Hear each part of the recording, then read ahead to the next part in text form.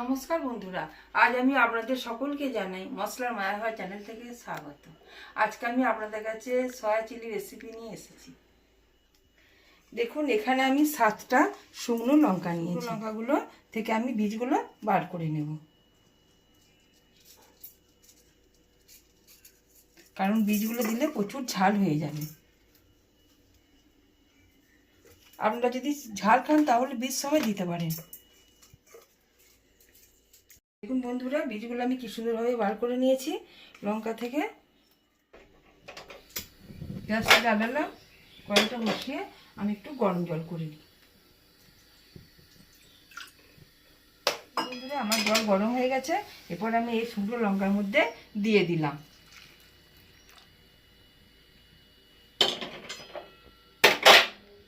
দিয়ে 10 মিনিট এটা ভিজতে দেব, তাহলে খুব সুন্দরভাবে পেস্ট করা যাবে। গ্যাসের মধ্যে চাপালাম, চাপিয়ে এসে আমি জল দেব। আমি 1 চামচ নুন দিয়ে দিলাম। এর মধ্যে আমি এই সয়াবিনগুলো দিয়ে দেব।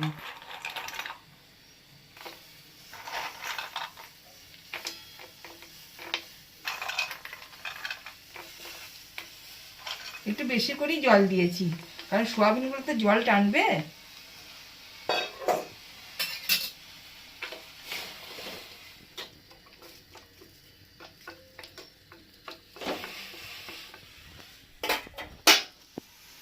এরপর আমি এটা ঢাকা দিয়ে দিলাম।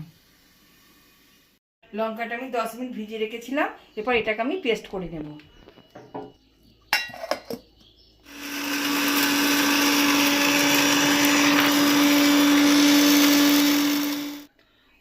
লঙ্কাটাকে আমি পেস্ট করে নিলাম। দেখুন, খুব সুন্দর পেস্ট হয়ে গেছে।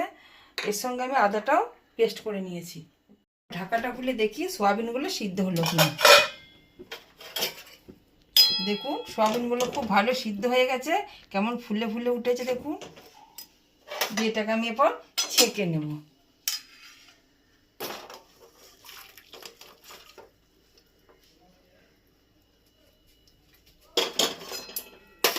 এটা একটু ঠান্ডা হোক, তারপর আমি এটাকে চিপে চিপে জলটা বার করে ফেলবো। এখন জলটা একটু ঠান্ডা হোক। এটা ক্যাপসিকাম, পেঁয়াজ আর কাঁচা লঙ্কা নিয়ে নিলাম।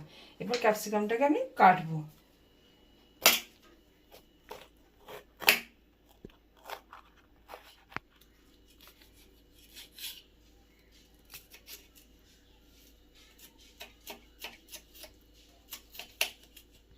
আমি 3 কোনা করে কাটবো, দেখতেও ভালো লাগবে।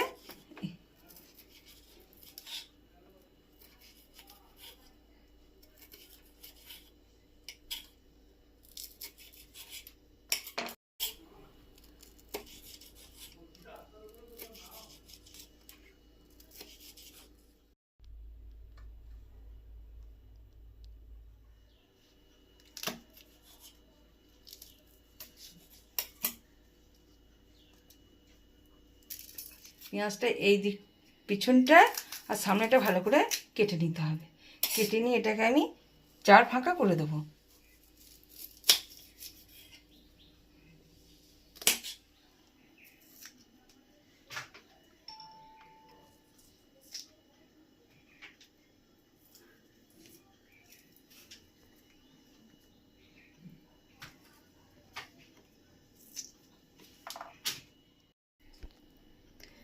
এইভাবে চাপ দিচ্ছি, চাপ দিলেই পাপড়িগুলো ছেড়ে যাবে।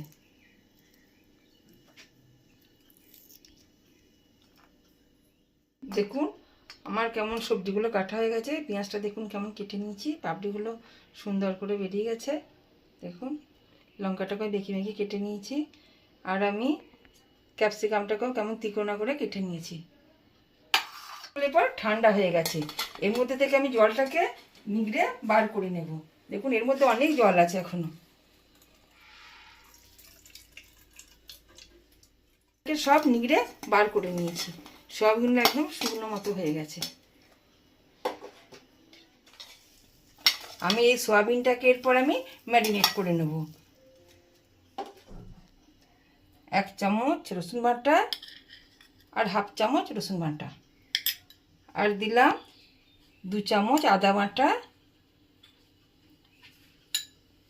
আর দিলাম চিলি পেস্ট 3 চামচ। 3 চামচ চিলি পেস্ট দিলাম।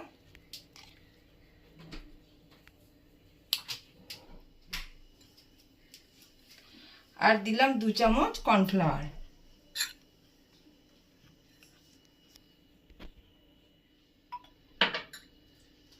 আর দিলাম ক্রিস্পি করার জন্য 1.5 চামচ ময়দা। আর এতে দিলাম গোলমরিচের গুঁড়ো। স্বাদটা খুব ভালো হয় গোলমরিচের গুঁড়ো দিলে। আর দিলাম সাদা তেল।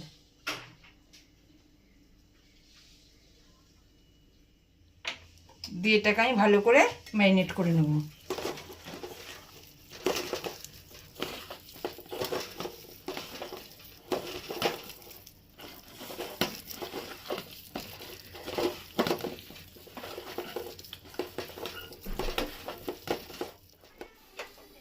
এরপর আমি এই গ্যাসটাকে জ্বেলে নিলাম, দিয়ে কড়াইটা বসিয়ে দিলাম। কড়াইটা একটু গরম হোক, হলে আমি কড়াইয়ে তেল দেব। আমি তেলটা দেব।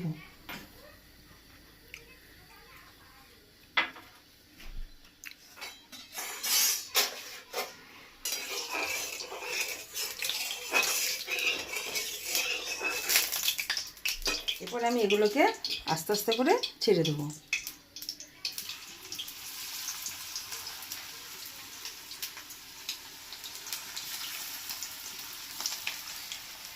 এটা বেশি মেশালে চলবে না, তাহলে পুডিংটা ছেড়ে যাবে।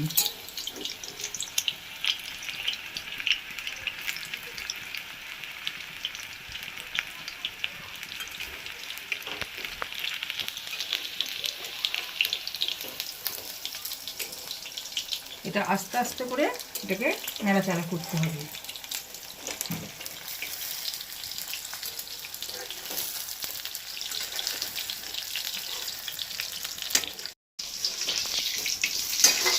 দেখুন এটা আমার খুব সুন্দরভাবে ভাজা হয়ে গেছে। এরপর এটাকে আমি আস্তে আস্তে করে তুলে নেব। দেখুন খুব সুন্দর ভাজা হয়ে গেছে।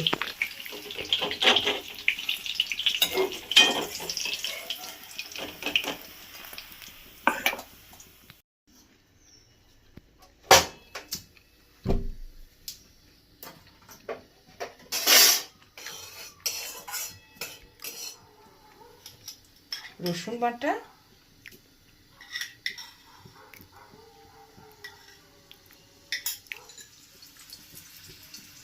এক চামচ আদা বাটা,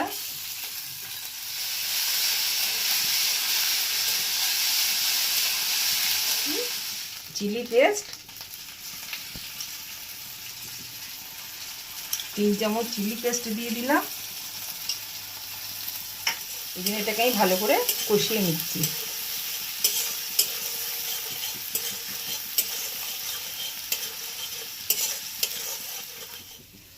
আর এর মধ্যে দিয়ে দিচ্ছি 2 চামচ ভিনিগার।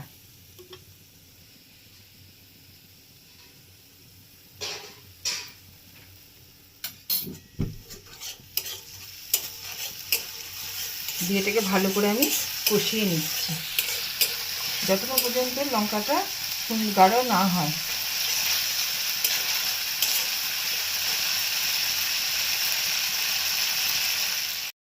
চিলি পেস্টটা গাঢ় হয়ে গেছে, এর মধ্যে আমি এরপর সবজিগুলো দিয়ে দেব।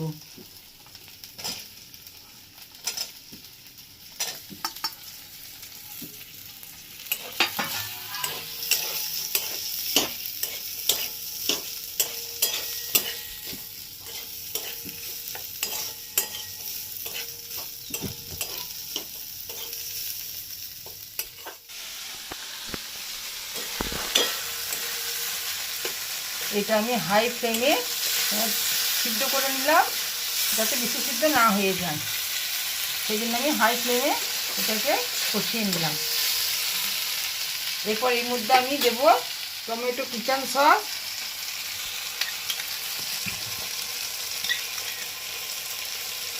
সোয়া ডার্ক সস 1 চামচ,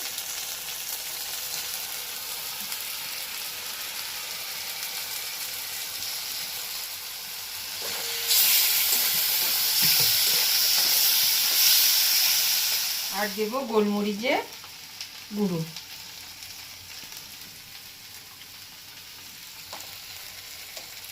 আর দেবো স্বাদ মতো নুন।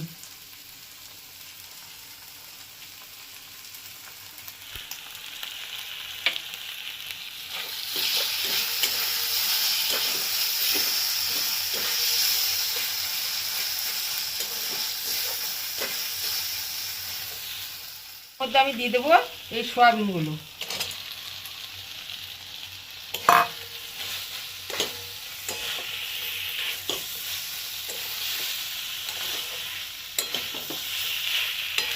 আপনারা যদি একটু গ্রেভি গ্রেভি করে, আমার এটা শুকনো শুকনো হয়ে গেছে, তাহলে আপনারা একটু জল দিতে পারেন।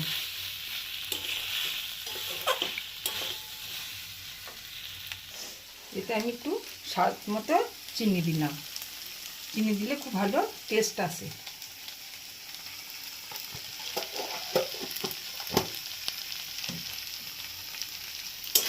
দেখুন আমার এরপর সয়া চিলি একদম রেডি।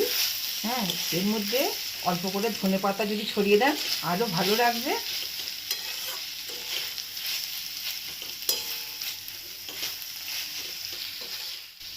একদম পারফেক্টভাবে আমার সয়া চিলি রেডি। আপনারা এটা বাড়িতে তৈরি করে খাবেন, খুব ভালো লাগবে খেতে। যদি বাড়িতে মনে করুন কোনো অতিথি আসে, এটা তৈরি করে খাওয়ানো যাবে।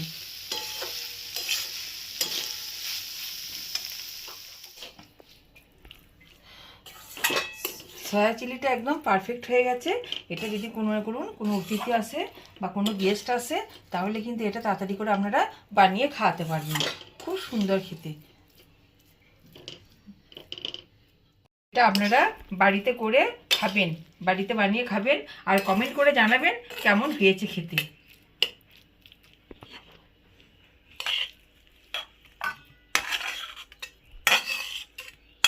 আমি একটু ড্রাই করলাম।